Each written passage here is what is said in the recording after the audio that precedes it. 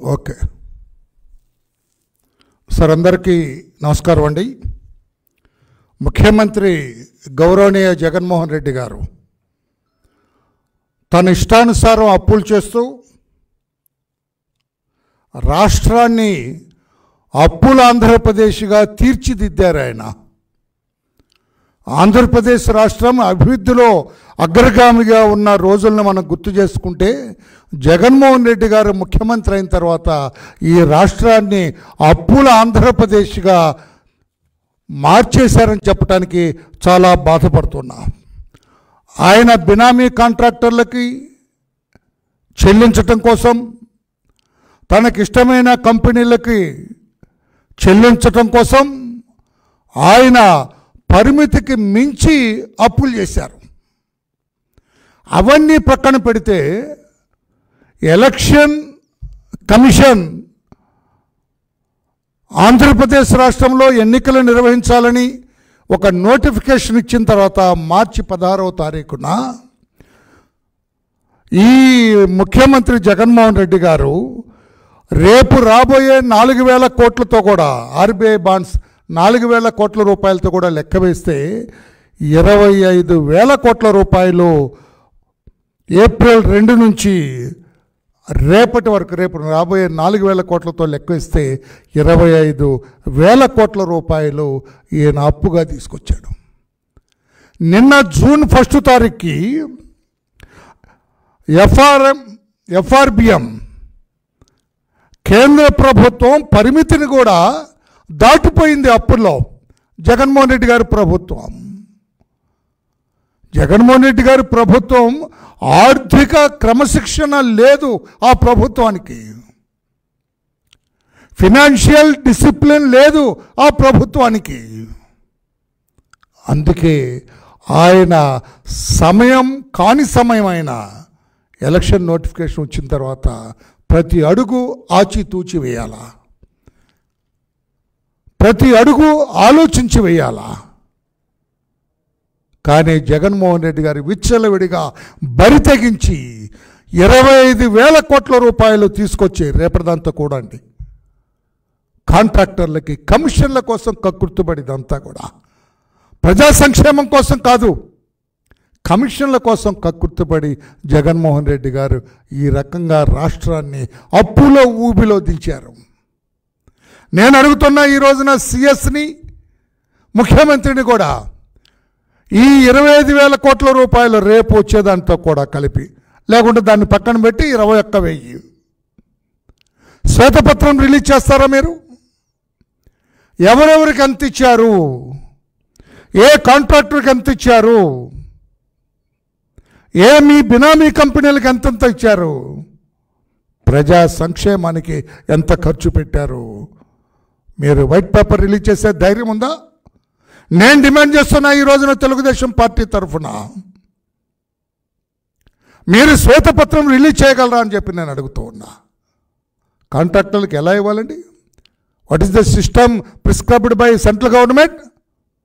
ముందున్న వాడికి ముందు పనిచేసిన వాడికి ముందు ఒక ప్రొసీజర్ ఉన్నది.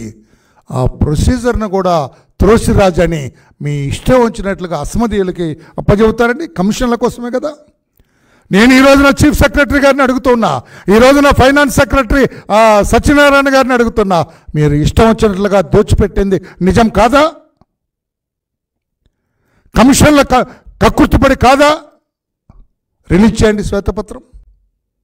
ఏ ఖాతాలో ఎంత రిలీజ్ చేశారు, ఏ కాంట్రాక్టర్కి ఇవ్వాలి, ఏ కాంట్రాక్టర్ క్యూలో ఉన్నారు, ఎవరు ముందు వరుసలో ఉన్నారు, ఎవరు ముందు పనిచేశారు, మీరు ఎవరికి చెల్లించారు, ధైర్యం ఉందా? చెప్పే ధైర్యం ఉందా అని చెప్పి నేను అడుగుతున్నా ఈ రోజున ఈ ప్రభుత్వాన్ని. ముఖ్యంగా సిఎస్ గారిని అడుగుతున్నా. ముఖ్యమంత్రి లేడు, అయిపోయింది, రేపటితో అవుట్. ముఖ్యమంత్రి గారు అవుట్ రేపటి నుంచి. మీరు సిఎస్గా ఉన్నారు కనుక రేపు కూడా సిఎస్గానే ఉంటారు కనుక నేను అడుగుతూ ఉన్నాను, నేను శ్వేతపత్రం రిలీజ్ చేయగలరా మీరు?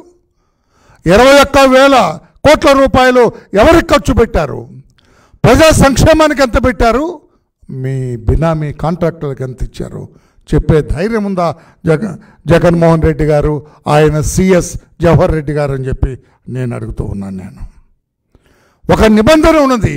ఆ నిబంధన ఎందుకు త్రోసిరాజన ముందుకెళ్ళారని చెప్పి కూడా నేను అడుగుతున్నా. ఒక విచిత్రం ఉంది పాత్రికేయ సోదరులారా.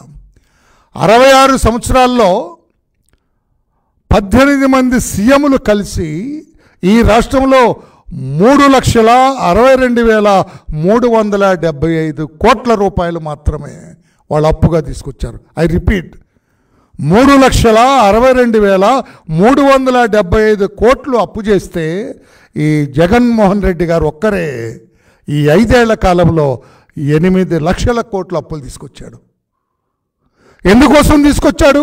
ప్రజా సంక్షేమానికి తీసుకొచ్చారా? ఏమైనా ప్రాజెక్టులు కట్టడానికి తీసుకొచ్చారా? ఏమైనా రాష్ట్రంలో రోడ్లు వేయటానికి తీసుకొచ్చారా? లేకుంటే బిడ్డలకు ఉద్యోగాలు కల్పించడానికి తీసుకొచ్చారా? లేదే. కమిషన్లకు కక్కుర్తుపడి అస్మదీయులైన తన కాంట్రాక్టర్లకు చెల్లింపుల కోసం అప్పులు చేసిన ఘనత ఈ జగన్మోహన్ రెడ్డి గారికి దక్కుతుందని చెప్పుకొని నేను తెలియజేస్తున్నా. అందుకే సిఎస్ గారు జవహర్ రెడ్డి గారు రేపు 4,000 కోట్లు రాబోతున్న ఆర్బీఐ నోటిఫికేషన్ ప్రకారం బాండ్స్ వేలం వేస్తే 4,000 కోట్ల రూపాయలు మీకు శాంక్షన్ అవుతూ ఉంది. 4,000 కోట్ల రూపాయలు రేపు 10 గంటలకి తెలిసిపోతుంది ఏ ప్రభుత్వం అధికారంలోకి రాబోతుందో. రేపు మీరు ఆఫీసులో వచ్చి కూర్చునే సమయానికి మీరు 10:30కి వస్తారు. 10:30కి తెలిసిపోతుంది. మీరు ఈ 4,000 కోట్లు ముట్టుకోవటానికి లేదు. స్టేటస్ కోలో పెట్టండి, వచ్చే ప్రభుత్వం చూసుకుంటుంది. లేదు ఈ 4,000 కోట్లు కూడా ఇచ్చేస్తానంటే మిమ్మల్ని అనుమానించాల్సి వస్తుంది. మీ వర్కింగ్ సిస్టమ్ని అనుమానించాల్సి వస్తుంది. ఇప్పటికే జవహర్ రెడ్డి గారు మీ మీద ఇన్ని ఆరోపణలు ఉన్నాయి. ఇప్పటికే మీరు భూదందాలు ఇరుక్కున్నారన్న ఆరోపణలు ఉన్నాయి. ఇప్పటికే పెద్ద కుట్ర జరుగుతున్నది అక్కడ భూములు కొట్టేయటానికి విశాఖపట్నం, విజయనగరం జిల్లాలో. అందులో మీ పేరు ప్రముఖంగా వినపడుతుంది. మీ మీద మేము అధికారంలోకి వచ్చిన తర్వాత మిమ్మల్ని ఏం సామాన్యంగా వదిలేది లేదు. తప్పకుండా విచారణ జరిపిస్తాం. బాధ్యులైన వాళ్ళని కఠినంగా శిక్షిస్తాం. వదిలేది లేదు. అందుకే నేను మీకు తెలియజేస్తున్నా, నేను మీరు కోరుతూ ఉన్నా, 4,000 కోట్ల రూపాయలు మీరు చెల్లింపులు చేయటానికి లేదు. మీరు కాంట్రాక్టర్లకు ఇవ్వటానికి లేదు. అట్లా ఉంచండి, వచ్చే ప్రభుత్వం చూసుకుంటుంది. ప్రయారిటీ చూసుకుంటే వచ్చే ప్రభుత్వం ఎవరికి ఇవ్వాలి, ఎలా ఇవ్వాలి, ప్రజా సంక్షేమాన్ని దృష్టిలో పెట్టుకొని వచ్చే ప్రభుత్వం చూస్తుంది. అంతే తప్ప ఈ అస్మదీయులకు ఇవ్వటానికి 4,000 కోట్ల రూపాయల్లో ₹1 కూడా ఖర్చు పెట్టడానికి వీల్లేదని చెప్పి కూడా నేను గౌరవ సిఎస్ గారిని కోరుతున్నా. ఒకవేళ మీరు రేపు తగుదునమ్మా అని సిఎస్గా ఉన్నాను కదా అని అసలు నన్ను అడిగితే రేపు 10 గంటలకి సిఎస్గా మీరు తొలగిపోవాలా? రేపు 10 గంటలకు అర్థమైపోతుంది ఏ ప్రభుత్వం అధికారంలోకి వస్తుందో. అది మీరు ఆశించిన ప్రభుత్వం రాదు. ఏ ప్రభుత్వం అధికారంలోకి వస్తుందో మీరు ఆశించిన ప్రభుత్వం రాదు. అప్పుడు మీరు సిఎస్గా కొనసాగటంలో ఔచిత్యం ఉందా? మీకేమైనా నైతిక విలువలు ఉంటే రేపు 10:30 AM ఎప్పుడైతే విండు తెలిసిపోతుంది, రేపు 10:30కి తెలిసిపోతుంది ఎవరు అధికారంలోకి రాబోతున్నారో. రేపు 10:30కి మీకు అర్థమైపోతుంది ఎవరు అధికారంలోకి రాబోతున్నారో. వెంటనే మీరు మీ పదవి నుంచి తప్పుకోవాలని చెప్పి కూడా నేను డిమాండ్ చేస్తున్నా. మీకు కొనసాగే నైతిక హక్కు లేదు జవహర్ రెడ్డి గారని చెబుతున్నా. ఇన్ని ఆరోపణలు ఎదుర్కొన్న చీఫ్ సెక్రటరీ, నాకు 50 ఏళ్ళ నుంచి ప్రభుత్వ యంత్రాంగం గురించి తెలుసు, 5 దశాబ్దాలుగా తెలుసు. మీకంటే సీనియర్ నేను అందులో. ఇన్ని ఆరోపణలు ఎదుర్కొన్న చీఫ్ సెక్రటరీ ఎవరూ లేరు. అందుకే మీరు ఈ 4,000 కోట్ల రూపాయలు ముట్టుకోవటానికి లేదు. రేపు 10:30కి తప్పుకోవాలని చెప్పి కూడా నేను డిమాండ్ చేస్తున్నా. మీ దగ్గర ఇన్ని ఆరోపణలు వస్తున్నాయి. భూదంద ఆరోపణలో ప్రముఖమైన పాత్ర మీదే. అందుకు మీరు 4,000 కోట్లు విడుదల చేయటానికి లేదు, ఎవరికి రిలీజ్ చేయటానికి లేదు, మీరు పదవిలో కొనసాగటానికి లేదు. ఇది మీకు అర్థమైందని చెప్పి నేను అనుకుంటున్నా.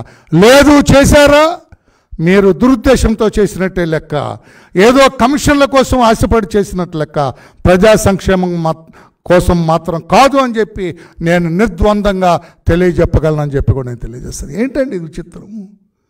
ఇదివరకు చంద్రబాబు గారు ప్రతి సోమవారం నేను పోలవరం వెళ్తానంటాడు ఆయన. ప్రతి సోమవారం పోలవరం. ఈ జగన్మోహన్ రెడ్డి గారి ప్రభుత్వం, ఈ సిఎస్ జవహర్ రెడ్డి గారి నేతృత్వంలో ప్రతి మంగళవారం ఈ ఆర్బీఐ బాండ్ల కోసం ఎదురు చూస్తారండి. ఆర్బీఐ బాండ్ల కోసం ఎదురు చూస్తుంటారు. మాకు ఇవ్వండి, అప్పులు ఇవ్వండి. ప్రతి మంగళవారం వస్తే నేను చూస్తుంటా ఎన్ని కొట్టేస్తున్నారు, ఎంత కమిషన్ వస్తుంది వీళ్ళకి, జగన్మోహన్ రెడ్డి గారికి ఎంత కమిషన్ వస్తుంది, ఎన్ని వేల కోట్లు ఇస్తారని వస్తాయి కదా, కాంట్రాక్టర్లు ఇస్తారు కదా, అసమధీయులు ఇస్తారు కదా, సొంత కంపెనీలు ఇస్తారు కదా, అదే కదా. సోమవారం ఆయన పోలవరం కోసం తంటాలు పడితే మీరు అప్పుల కోసం ఆరాటపడ్డారు, అదే కదా.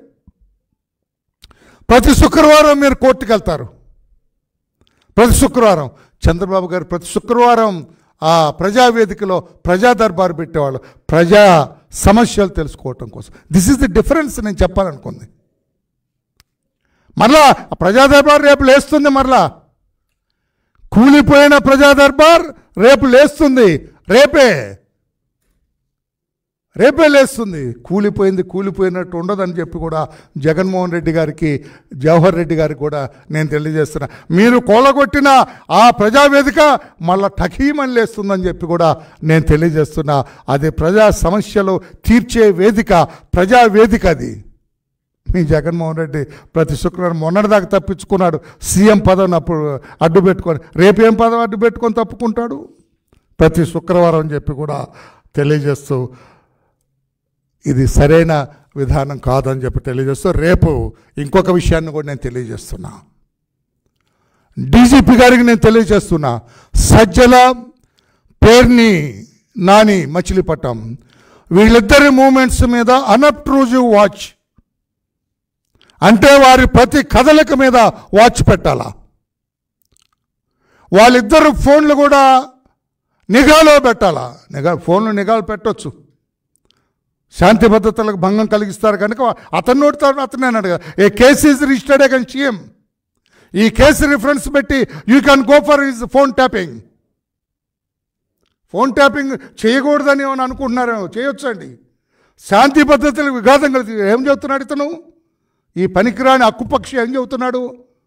అల్లలు సృష్టించండి, కౌంటింగ్ సెంటర్లో దౌర్జన్యం చేయండి, కౌంటింగ్ జరగకుండా చూడండి అని చెబుతున్న ఈ పనికిరాని వాడిని తాడేపల్లి ప్యాలెస్లో ఏమి ప్రణాళిక సిద్ధం చేస్తున్నారో, ఏ రకంగా వీళ్ళు ముందుకెళ్ళాలనుకుంటున్నారో అల్లల్లో సృష్టించటంలో నిఘా పెట్టాలని చెప్పి కూడా డీజీపీ గారిని నేను కోరుతున్నా. సిఈసి కూడా kindly director general of police to keep an unobtrusive watch on the movements of Mr. Sajjala Ramakrishna Reddy and Perni Krishnamurthy కుమారుడు పేర్ని నాని. వీళ్ళిద్దరి మీద కూడా వాచ్ పెట్టాలా. వీళ్ళు ఏం చేస్తున్నారు, వీళ్ళ కథలకి ఎక్కడికి పోతున్నారు, ఎవరితో మాట్లాడుతున్నారు, ఏం చేయాలనుకుంటున్నారు, రేపు ఎన్నికల ప్రక్రియను విధ్వంసం చేయడానికి కూడా వీళ్ళ ప్రణాళిక తాడేపల్లిలో శ్రీకారం చుట్టారేమో. జగన్మోహన్ రెడ్డి గారి మనస్తత్వం మనకు తెలీదా? ఆయన ఎటువంటి వ్యక్తి ఉన్నా మనకు తెలీదా? ఆయన తల్లి ఎక్కడుందో మనకు తెలీదా? ఆయన చెల్లి ఎక్కడున్నారో మనకు తెలీదా? ఆయన బాబాయ్ కూతురు ఎక్కడుందో మనకు తెలీదా? ఆయన బాబాయ్ ఏమయ్యారో మనకు తెలీదా? ఇవన్నీ తెలిసిన నేపథ్యంలో తాడేపల్లిలో ఏమీ ప్రణాళిక రచిస్తున్నారో, నా వైపు చూస్తున్న తమ్ముడు, ఏమీ ప్రణాళిక రచిస్తున్నారో తాడేపల్లిలో. సజ్జల, ఈ పేర్ని నాని, ఇటువంటి అవుట్డేటెడ్ పొలిటీషియన్స్, ఈ క్రిమినల్ మెంటాలిటీతో కొట్టుమిట్టాడే ఈ పొలిటీషియన్స్ ఏమి చేయబోతున్నారో సిఈసి కూడా డీజీకి డైరెక్ట్ చేయాలని చెప్పి కూడా నేను కోరుతున్నా. ఇంటెలిజెన్స్ అడిషనల్ డీజీ మీరు కూడా సీతారామాంజనేయుల మాట వినొద్దు సార్. మీరు అయిపోయింది సీతారామాంజనేయులు గారిది, అయిపోయింది కొల్లి రఘురామరెడ్డిది, అయిపోయింది కసిరెడ్డిది. రేపు 10:30కి మొత్తం తారుమారైపోతుంది. ఆశలు అడియాశలు అవుతాయి. ఓడలు బళ్ళు అవుతాయి, బళ్ళు ఓడలు అయిపోతున్నాయని చెప్పి కూడా గమనించాలని చెప్పి కూడా తెలియచేస్తూ, చివరగా ఈ 4,000 కోట్ల రూపాయలు రేపు ఏదైతే ఆర్బీఐ బాండ్స్ను వేలం వేస్తే రాష్ట్ర ప్రభుత్వానికి వస్తున్నాయో 4,000 కోట్ల ఒక్క రూపాయి కూడా ఖర్చు పెట్టద్దు, దాన్ని అలాగే ఉంచాలి. కొత్త ప్రభుత్వం వచ్చిన తర్వాత దాన్ని చేపడుతుందని చెప్పి కూడా తెలియచేస్తూ, అందులో ఒక్క రూపాయి ఖర్చు పెట్టినా కూడా you have to face an enquiry. CS and finance secretary మీ ఇద్దరు కూడా ఎంక్వైరీ ఫేస్ చేయాలి. దురుద్దేశంతో ఏదో అంటారు చూడు, తాడి చెట్టు ఎందుకు ఎక్కామంటే దూడ మేతకు అంటారు, అట్లా అంటాను లేదు. తాడి చెట్టు ఎక్కితే కళ్ళు కోసమే, మీరు ఇవి ఇస్తే మీ కమిషన్ల కోసం అని చెప్పి తేటతెల్ల అవుతుంది కనుక kindly don't do it. Thank you. Any question on this, you are at liberty to ask me. Thank you.